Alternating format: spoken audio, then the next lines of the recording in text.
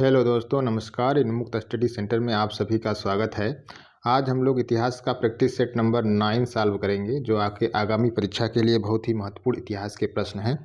आइए हम देखते हैं आज का पहला प्रश्न। आज का हमारा पहला प्रश्न है, उत्तरी तथा उत्तरी पश्चिमी भारत में सर्वाधिक संख्या में तांबे के सिक्के को जारी किया था। तो इसका सही उत्तर हो जाएगा बी, कुषाणों ने तांबे के सिक्कों को जारी किया था सर्वाधिक संख्या में।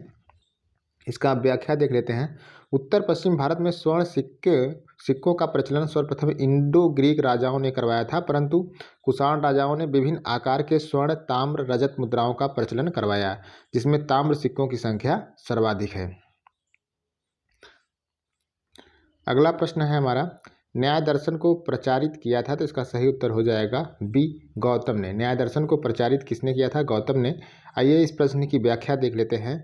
प्राचीन हिंदू साहित्य में दार्शनिक संप्रदायों की संख्या 6 मानी जाती है। और देखिए, पहला कौन है? पहला सांख्य है, इसके प्रवर्तक कपिल माने जाते हैं।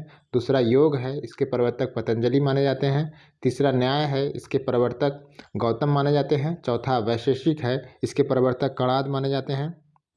पांचवा आपका मीमांसा है, इसके प्रवर्तक जैमिनी माने जाते हैं। छठा आपका वेदांत है, इसके प्रवर्तक बादरायण माने जाते हैं। अगला प्रश्न है हमारा, प्राचीन भारत में निशाका या निष्क से जाने जाते हैं। तो इसका सही उत्तर हो जाएगा स्वर्ण आभूषण। ठीक है, इस प्रश्न की व्याख्या देख लेते हैं।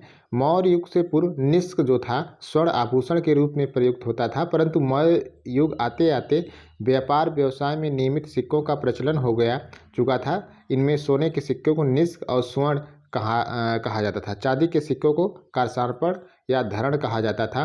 तांबे के सिक्के मासक कहलाते थे। ठीक है, तांबे के सिक्के को मासक कहलाते थे और छोटे छोटे तांबे के सिक्कों को कांकड़ी कहते थे। क्या कहते थे? कांकड़ी कहते थे।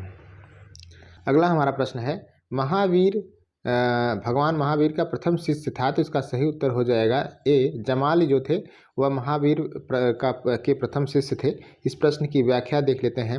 भगवान महावीर का जन्म 599 ईसा पूर्व में वैशाली के निकट कुंडग्राम में हुआ था। वह जैन परंपरा अनुसार 24वें तीर्थंकर थे।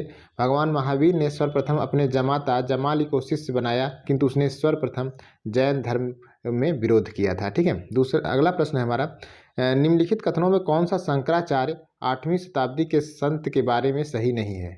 शंकराचार्य 8वीं शताब्दी के संत के बारे में सही नहीं है। तो इसका सही उत्तर हो जाएगा सी, उन्होंने प्रयाग को तीर्थराज माना, ये सही नहीं है। अन्य सही है कि उन्होंने भारत के विभिन्न क्षेत्रों में 4 धाम स्थापित किए, सही है। उन्होंने बौद्ध और जैन धर्मों के विस्तार पर रोक लगाई, ये भी सही है। ठीक है, उन्होंने वेदांत का प्रसार किया, ये भी सही है, लेकिन सी सही नहीं है। इस प्रश्न की व्याख्या देख लेते हैं। शंकराचार्य का जन्म केरल प्रांत में कलादि नामक ग्राम में 788 ईस्वी के लगभग हुआ था। उनके द्वारा हिंदू धर्म के प्रबल प्रचार प्रसार से बौद्ध और जैन धर्म को गहरा धक्का लगा, उसका विलोप हो गया। अपने कार्यों को मूर्त रूप देने के लिए उसने देश के चारों दिशाओं में केदारनाथ, उत्तर में केदारनाथ, दक्षिण में श्रृंगेरी, पूर्व में पुरी, पश्चिम में द्वारका में प्रसिद्ध मठों की स्थापना की। शंकराचार्य का मत अद्वैतवाद के नाम से विख्यात था, जो उपनिषदों के सन्निकट था। अगला प्रश्न है हमारा, सोनगिरी जहाँ 108 जैन मंदिर बने हुए हैं, इसके सन्निकट स्थित है। तो यह जो है दतिया के निकट स्थित है, जो सोनगिरी है, जहाँ 108 जैन मंदिर बने हुए हैं। इस प्रश्न की व्याख्या देख लेते हैं। सोनगिरी जहाँ 108 जैन मंदिर हैं, मध्य प्रदेश के दतिया जिले में स्थित हैं। दतिया जिले के गुर्जरा में अशोक के एक लघु शिलालेख में अशोक का नाम देवनाम प्रियदस्य के रूप में उल्लेखित किया गया है। अगला प्रश्न है, निम्नलिखित में किसने दिल्ली में खगोली वेधशाला जिसे जंतर मंतर कहते हैं बनवाई थे? तो इसका सही उत्तर हो जाएगा जयसिंह द्वितीय ने जंतर मंतर को दिल्ली में बनवाया था।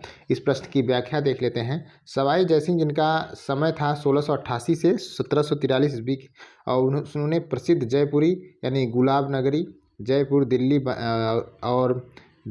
दिल्ली, बनारस, उज्जैन, मथुरा में ज्योतिष की वेधशालाएं बनवाई थी। अगला हमारा प्रश्न है, गोविंद महल जो हिंदू वास्तुकला का अप्रतिम उदाहरण है, तो ये कहाँ स्थित है? तो इसका सही उत्तर हो जाएगा ग्वालियर में स्थित है। ठीक है, इस प्रश्न की व्याख्या देख लेते हैं। ग्वालियर में स्थित महत्वपूर्ण पर्यटक स्थल है मोती महल, गुजरी महल, जयविलास महल, तानसेन का मकबरा, बादल महल, सास बहू मंदिर, तेली का मंदिर। ठीक है, ये सब ग्वालियर में स्थित है। अगला हमारा प्रश्न है, अंतिम मुगल सम्राट बहादुर शाह था, उसके पिता का नाम था, तो इसका सही उत्तर हो जाएगा अकबर शाह द्वितीय उसके पिता का नाम था, जो अंतिम मुगल सम्राट बहादुर शाह था। ठीक है। अगला हमारा प्रश्न है, 1857 में किसने इलाहाबाद को आपातकालीन मुख्यालय बनाया था, तो इसका सही उत्तर हो जाएगा लॉर्ड कैनिंग ने जो है इलाहाबाद को आपातकालीन मुख्यालय बनवाया था। अगला हमारा प्रश्न है, स्वदेश वाहिनी के संपादक कौन थे, तो इसका सही उत्तर हो जाएगा के रामकृष्ण पिल्ले। के रामकृष्ण पिल्ले जो थे स्वदेश वाहिनी के संपादक थे। अगला हमारा प्रश्न है, निम्नलिखित में कौन सा क्रिप्स मिशन के संबंध में सही नहीं है, तो इसका सही उत्तर हो जाएगा सी, नई कार्य परिषद की नियुक्ति जिसमें हिंदुओं और मुसलमानों को समान प्रतिनिधित्व दिया गया, ये सही नहीं है।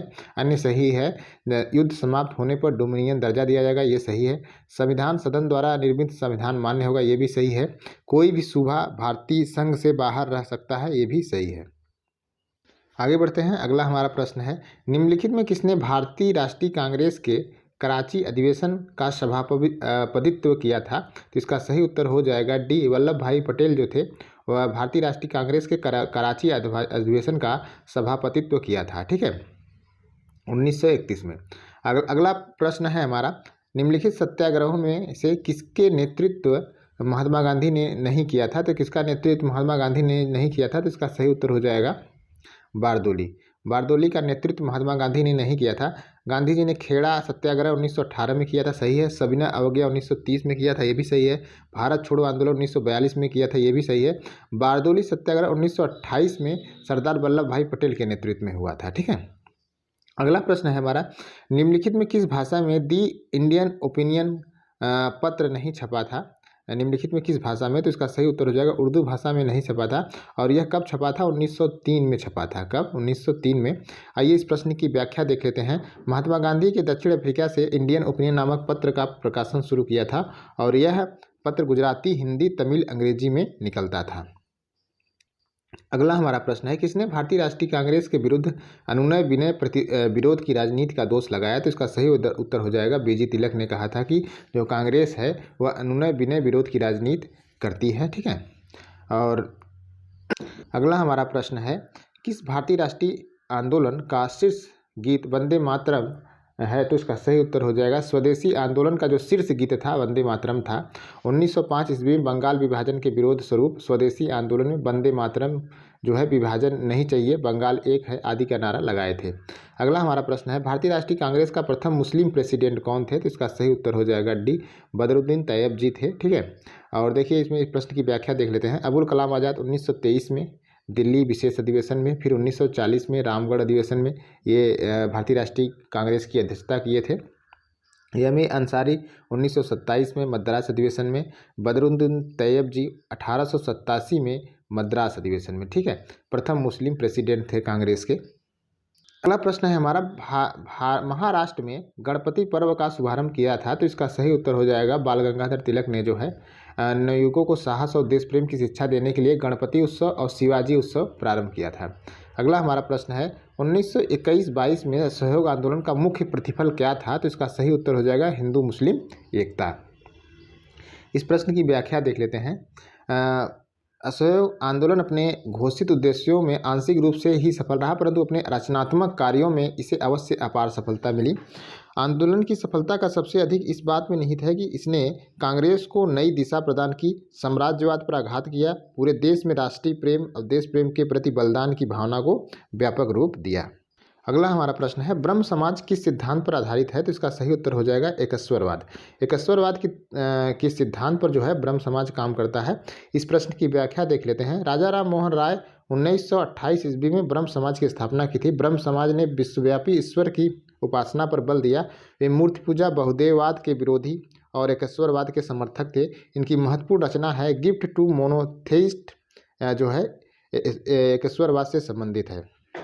अगला प्रश्न हमारा है, स्वराज मेरा जन्मसिद्ध अधिकार है, उपरोक्त कथन किससे संबंधित है, तो इसका सही उत्तर हो जाएगा बाल गंगाधर तिलक से। ठीक है, स्वराज मेरा जन्मसिद्ध अधिकार है, इसीलिए मैं लेकर रहूँगा, इस वाक्य बाल गंगाधर तिलक ने कहा था और ये अपना प्रसिद्ध नारा जो है 1916 में होम रूल आंदोलन के दौरान दिया था इन्होंने। अगला प्रश्न है, डॉक्टर बी.आर. अम्बेडकर के संबंध में निम्नलिखित कथनों में से कौन सा सही है, तो इसका सही उत्तर हो जाएगा 1, 2, 3। उन्होंने सिद्धार्थ कॉलेज की स्थापना की, ये भी सही है। 1920 में उन्होंने अपनी एक पत्रिका मूक नायक शुरू किया, ये भी सही है। और 1922 में उन्होंने डिप्रेस्ड क्लास इंस्टीट्यूट की स्थापना की थी, ये भी सही है। वह भारत के प्रथम सुरक्षा मंत्री थे, ये सही नहीं है। भारत के प्रथम सुरक्षा मंत्री बलदेव सिंह थे। ठीक है, अगला प्रश्न है हमारा कथन कारण के रूप में, भारत छोड़ो आंदोलन भारतीय राष्ट्रीय आंदोलन की पराकाष्ठा थी, और इसका कारण है कि भारत छोड़ो आंदोलन के पश्चात शक्ति हस्तांतरण की प्रक्रिया की खोज समय का तकाजा था। ठीक है, तो इसका सही उत्तर हो जाएगा ए आर दोनों, और ए आर की सही व्याख्या है। ठीक है, तो ये आज का हमारा प्रैक्टिस सेट था दोस्तों। कैसा लगा आप कमेंट करके जरूर बताइएगा, और शेयर सब्सक्राइब करना मत भूलिएगा। Thank you.